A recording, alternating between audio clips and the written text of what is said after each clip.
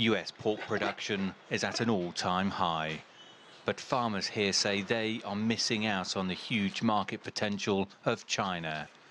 African swine fever has decimated at least 40% of China's pig population, leading to a chronic pork shortage there. Although China lifted trade tariffs on US pork imports in September, so far US producers remain far behind the likes of Germany and Spain in supplying China's pork. Well, there's been frustration for about 2 years as we've seen these trade wars go on. We've been behind the curve with Japan when we withdrew from TPP. And this African swine fever has been bubbling in China, and we knew there were opportunities there. And we see competitors get a leg up on the shelf space in China, if you will.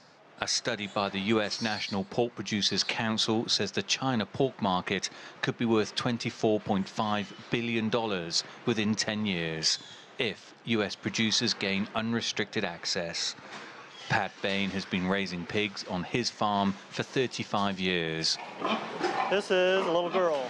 The uncertainty over China-US trade could soon be resolved, with talks continuing over a Phase 1 deal. And that, Bain says, would be welcome news for the industry.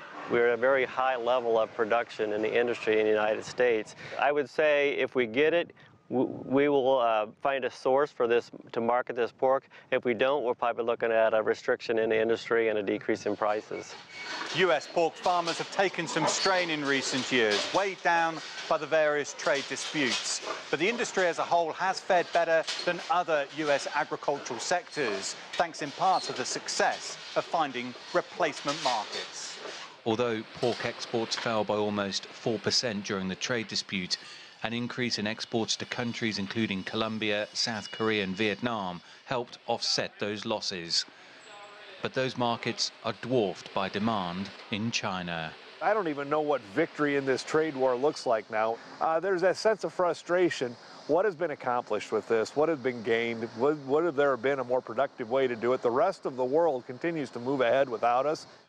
African swine fever in China and other parts of Asia has seen the worldwide price of pork escalate. Global pork suppliers are preparing to cash in, but so far it would appear that American pork farmers are largely on the sidelines.